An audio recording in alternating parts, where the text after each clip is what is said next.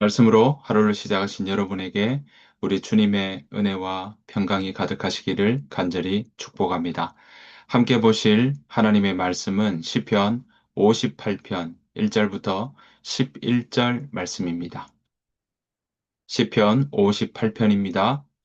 통치자들아 너희가 정의를 말해야 하거늘 어찌 잠잠하냐? 인자들아 너희가 올바르게 판결해야 하거늘 어찌 잠잠하냐?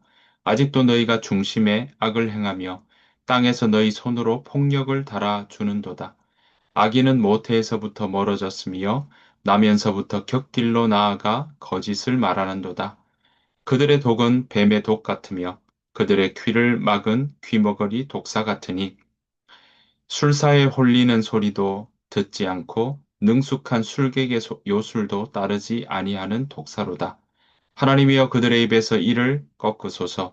여호와여 젊은 사자의 어금니를 꺾어 내시며 그들이 급히 흐르는 물같이 사라지게 하시며 겨누는 화살이 꺾임 같게 하시며 소멸하여 가는 달팽이 같게 하시며 만삭되지 못하여 출생한 아이가 햇빛을 보지 못함 같게 하소서. 가시나무 불이 가마를 뜨겁게 하기 전에 생나무든지 불 붙는 나무든지 강한 바람으로 휩쓸려 가게 하소서. 의인이 악인의 보복당함을 보고 기뻐하며 그의 발을 악인의 피에 씻으리로다. 그때에 사람의 말이 진실로 의인에게 갚음이 있고 진실로 땅에서 심판하시는 하나님이 계시다 하리로다. 아멘. 오늘 시편 58편은 다윗의 믹담시라고 나옵니다. 믹담시, 금같이 귀한 시다라는 의미고요. 또 영원히 기억해야 할 시다라는 그러한 표제어가 붙어 있습니다.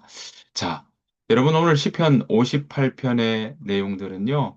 법정에 어, 판결하는 그러한 자리는 정의와 또 옳음이 그렇게 세워져야 되는 자리인 거죠. 그런데 만약에 그런 자리에 불의와 거짓이 난무한다면 어떤 상황이 될까요? 아마 그 법정은 법정답지 못할 것입니다.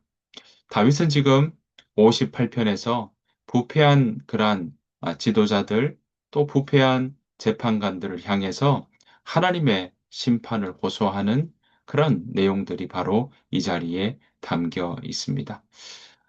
이 시편 58편을 두고요. 어떤 학자들은 다윗이 사울 왕의 미움을 받기 시작할 때 장로들이 사울의 그 비위를 맞추기 위해서 다윗을 반역자로 몰아 세우는 그 상황, 그 상황에서 지어진 것으로 추정하기도 합니다.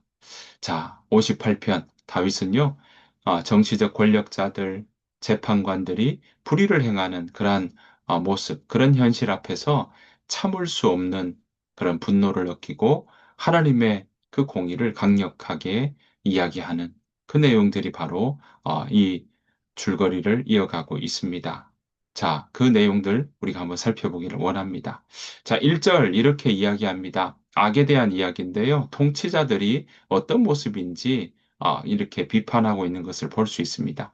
자, 1절. 통치자들아 너희가 정의를 말해야 하거늘 어찌 잠잠하냐? 인자들아 너희가 올바르게 판결해야 하거늘 어찌 잠잠하냐? 여러분 여기서 인자들은 재판관들을 가리킵니다. 다윗은 이들에게 반문하고 있죠. 어찌 잠잠하냐? 어찌 잠잠하냐라고 하면서 그 재판관들이 가져야 될 그 정의로운 부분에 대한 정의가 없음에 대한 것을 지금 폭로하고 지적하고 있는 것입니다. 그 다윗은요, 이런 불의한 재판관들과 권력자들의 모습이 그저 단순히 이례적으로 실수하거나 또는 일시적인 그런 모습들이 아니다라는 것을 지금 보여주고 있습니다. 2절입니다. 아직도 너희가 중심에 악을 행하며 땅에서 너희 손으로 폭력을 달아주는도다. 그러니까 불의가요, 우연이 아니다는 것을 다윗은 지금 이야기하고 있는 것이죠. 우연이 아니라면 뭐겠습니까? 계획됐다는 거죠. 의도되었다는 그런 모습을 이야기하고 있고 의도된 불의다라고 이야기하고 있는 것입니다. 다윗은 이런 불의한 자들을 향해서 이렇게 말합니다. 3절 악인은 모태에서부터 멀어졌으며 나면서부터 곁길로 나아가 거짓을 말하는도다. 악인들의 모습이 모태에서부터, 그 말은 뭐겠습니까? 태어날 때부터라는 거죠. 그러니까 선천적으로 죄의 속성을 그렇게 강조하고 있는 표현이라고 말씀드릴 수가 있겠습니다. 자, 그 악인의 모습, 악인의 그 불의를 이야기하는 그 모습을 4절에서 다윗은 독사로 비유하고 있습니다. 독사의 독으로 비유하고 있는데요. 자, 그 독사는 마술사의 소리도 듣지 않는 독사라고 그렇게 표현하고 있습니다. 자, 5절입니다. 술사에 홀리는 소리도 듣지 않고 능숙한 술객의 요술도 따르지 아니하는 독사로다. 그러니까 주변에 어떤 경고와 훈계를 해도 듣지 않는 그런 마음이 완악한 자들이다. 그렇게 표현하고 있는 것이죠. 6절에서부터 다윗은 그런 상황 속에 이렇게 기도하고 있습니다. 6절입니다. 하나님께 기도하는 모습인데요. 하나님이여 그들의 입에서 이를 꺾으소서. 여호와여 젊은 사자의 어금니를 꺾어내시며. 자, 여기서 꺾는다, 이를 꺾는다, 부순다 이런 의미겠죠. 산산이 깨트린다 그런 의미가 되겠습니다. 그 말은 악인의 힘과 또 악인의 수단 그거 전부 다 이를 꺾듯이 부서뜨리듯이 철저히 무력화 시켜 달라는 간구라고 말씀드릴 수가 있겠습니다. 이런 간구는 멈추지 않았습니다. 7절, 8절 이어서 하나님 앞에 기도하며 간구하고 있는데요. 7절입니다. 그들이 급히 흐르는 물같이 사라지게 하시며 겨누는 화살이 꺾임 같게 하시며 8절 소멸하여 가는 달팽이 같게 하시며 만삭되지 못하여 출생한 아이가 햇빛을 보지 못함 같게 하소서. 여러분 악인을 녹아 없어지는 달팽이 그리고 낙태된 아이에 비유하고 있습니다. 그 말은 뭐겠습니까? 녹아 없어지는 달팽이라면 그 존재 자체가 없다는 거죠. 끝내 생명을 완성하지 못한다는 거죠. 낙태된 아이, 출산하지 못한 아이라고 이야기할 수 있고, 완전한 아이로, 완성된 아이로 나오지 못한 존재라는 것을 의미하고 있습니다. 하나님께서 악인에게 그 잘잘못을 따지면 어떻게 될까요? 자, 이런 모습들 강구할 때, 자, 9절부터 이렇게 이야기합니다. 가시나무 불이 가마를 뜨겁게 하기 전에 생나무든지 불붙는 나무든지 강한 바람으로 휩쓸려 가게 하소서. 다윗은 이렇게 표현하고 있습니다. 마치 가시나무가 불에 타기 전에 폭풍에 휩쓸려 가는 것처럼 악인이 하나님의 심판을 피할 수 없다라는 것을 말하고 있는 것입니다. 하나님의 죄를 미워하시고 그리고 그냥 두시지 않기 때문에 오늘 보시는 것처럼 휩쓸려 갈 거다라고 말하고 있는 것입니다. 그래서 다윗은 이렇게 11절에서 마무리를 하고 있습니다. 자, 11절. 그때에 사람의 말이 진실로 의인에게 갚음이 있고 진실로 땅에서 심판하시는 하나님이 계시다 하리로다. 그러니까 하나님은요, 악인의 행위에는 심판하신다는 거죠. 분노하신다는 겁니다.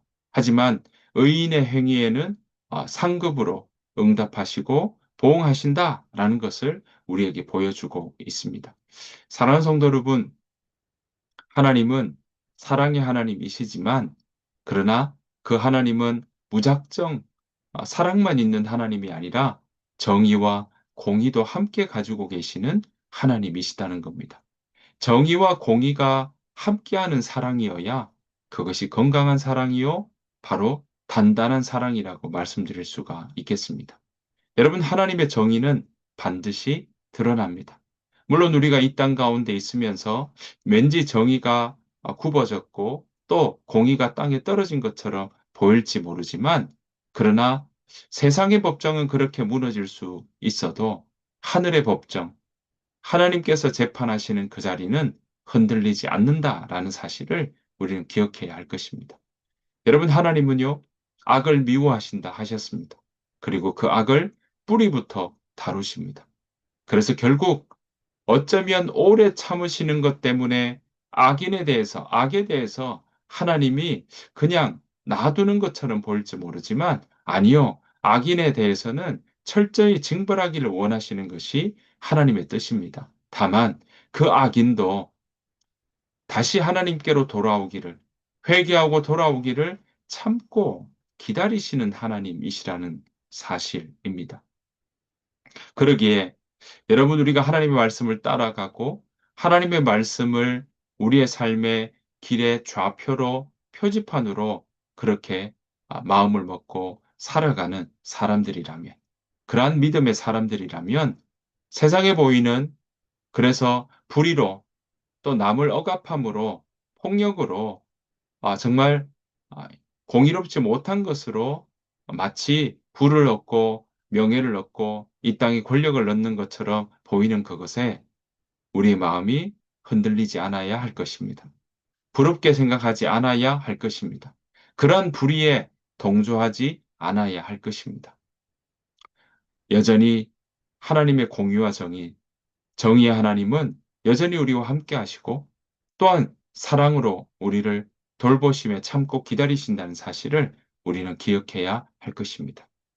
그래서 우리가 주를 위한 것이다 라는 미명 아래 공의롭지 않은 일들에는 참여하지 않아야 할 것입니다.